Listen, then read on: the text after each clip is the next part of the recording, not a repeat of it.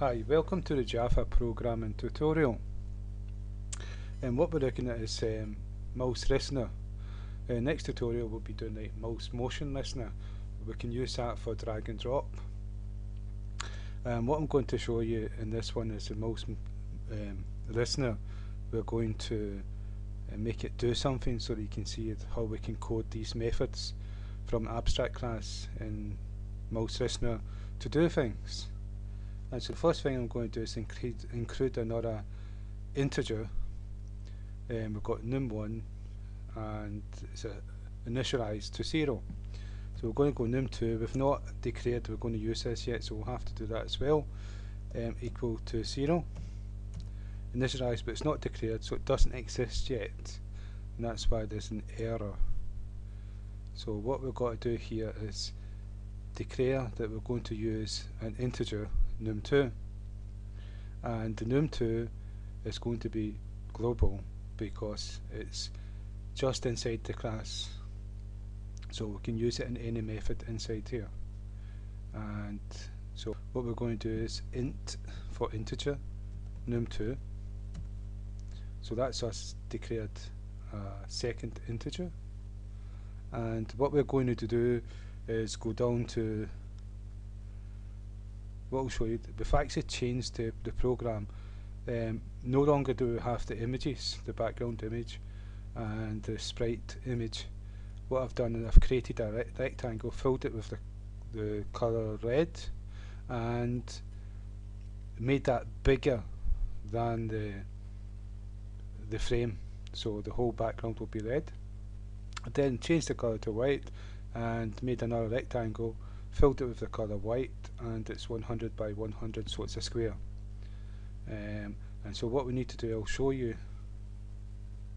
So let's do it again.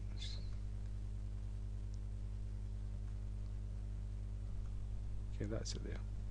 And the background's red. That's a big rectangle, bigger than the frame. And if I just pull this out, you can see that's just another square we've drawn as a background. And this is a white square that we've done full rect for with the colour white. I'm going to move this. We're just going to look at the x-axis. We're just going to go from left to right, and what I'm going to do is just move the mouse like so, and the square will move when we press the key and move the distance that we've actually moved the mouse pointer. And to do that, we're going to use those two integers. So if we go down to the methods for the mouse pressed, we're going to use to get x, and we're going to assign num to x1. So we're going to say num, well, we're going to an if statement. If the mouse pointer is inside this white box, and we're just not looking at the y coordinates, so we should be if we're doing it for real. This is just to demonstrate so that you can use your own imagination and create whatever you want to. And so what we're going to do here is me, what the name that we access is event, the event that is thrown with the mouse. So me dot get x. Right, and so we're going to get x for the mouse pointer, the position the mouse pointer is in, and we want to know if it's greater than x1. x1 is the beginning of the rectangle, so we don't want it to be less, we don't want it to be equal, we want it to be more, and so then the mouse pointer will be inside the rectangle, so greater than x1. Now we don't want it to be beyond the square. So the square is 100, the width 100, the width is 100, so it's x1 plus 100 takes you to the end of the square. And so what we're going to do is, and there's two conditions, and the two have to be met. And so what we're going to say here, and me.getX method is less than x1 plus 100. So we're going to use the name to access the event, me get x, and what we're going to say is less than, and we're going to use brackets because we're going to say x1 plus 100, and it's to do with precedence. We want to make sure we're using the right precedence, and when you're switching from different languages and all that, they're not always the same, but they probably are the same, but I don't take any chances, so just put it in brackets. x1 plus 100. Right, so that's the if condition. And what we're going to say, if the mouse pointer is within the white square, we're going to say num is equal to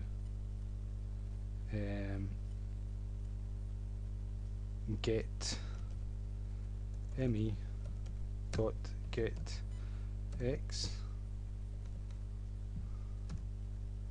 So num is going to be equal to where we actually press where the pointer is and we press the mouse key. That's what num's going to be. I'm going to copy this, save a little bit of time, move down to release method, mouse released, and paste it. Now the code inside this method, this if statement, is going to be different, but the code for the if statement, the condition for the if statement is going to be the same, so I'll just cut and paste it. Now the first thing we're going to do is assign num2 to me.getx, and so num2 is equal to me.getx.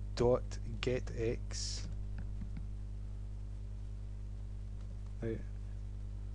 And so what we're doing here is this is the mouse pointer here, and I'm going to press the mouse key and drag it across. If I go to the beginning of this mouse and drag across, the distance that I drag across when I release the mouse key, the end, that's the start, that's num. The get x value of this part here will be num, this part here, and where we release the key is at the end here, and that will be the value of num2 with get x. And so we can use that to advantage. We can say num is equal to, I'm going to use brackets again, and it's equal to num2 minus num. And so the reason why it's num2 minus num, if num is the start of the mouse pointer before we drag it, then it's going to be a smaller number than num2, which is at the end when we release the key after dragging. So this is going to be a higher number, so num2 take away, and what is left over is equal to num. And what we can do now is we can do x1 is equal to x1 plus num. So what the difference between where we dragged the mouse, the difference will be the distance that we've dragged the mouse, and if we add that to x1, where we drew the rectangle, then the rectangle will be drew again in a different position, but position plus the distance that we dragged the mouse.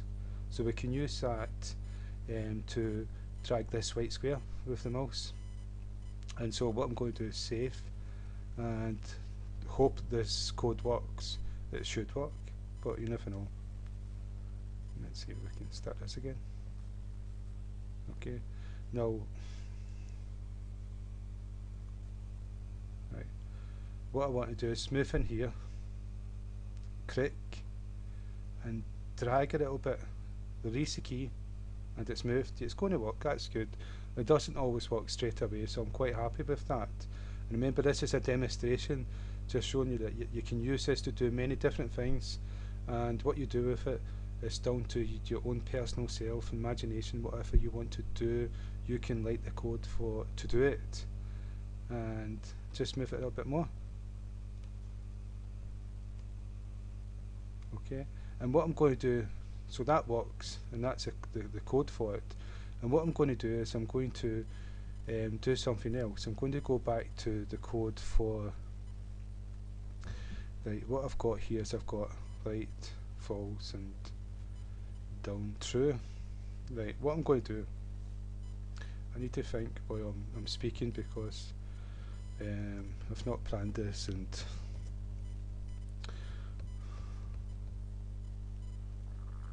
yeah, it's difficult doing it like this, thinking and trying to do this video. But I'm going to use an if statement. What I'm going to do, I'm going to have two of these. Okay, and one will be white and one will be black. So what I'm going to do here, let's use an if statement. And I'm going to say if right is equal to false. Well, first I want true.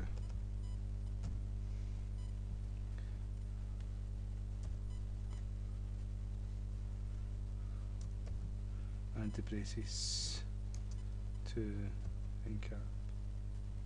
Right, so that's us got an if statement. So what we're going to do here is we're going to change the colour of this square by pressing a key or clicking a key, clicking at the white rectangle, the square, and so we'll change the colour of it. And so by changing this to true or false, we'll determine whether this is white or this is black. And so if we go back down to the methods for the mouse, let's see, we want this entered. No, we don't want entered. We want this one here clicked. Right, and so what we're going to do is if let me see, yeah, something simple like this. If right is equal to true,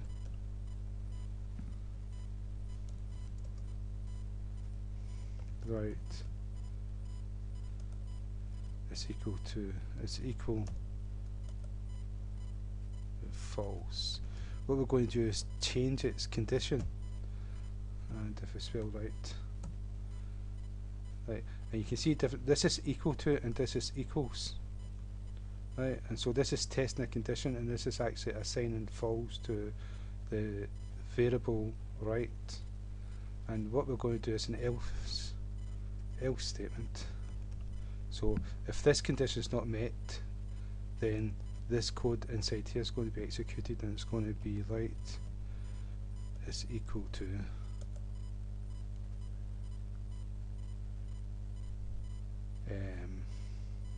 true,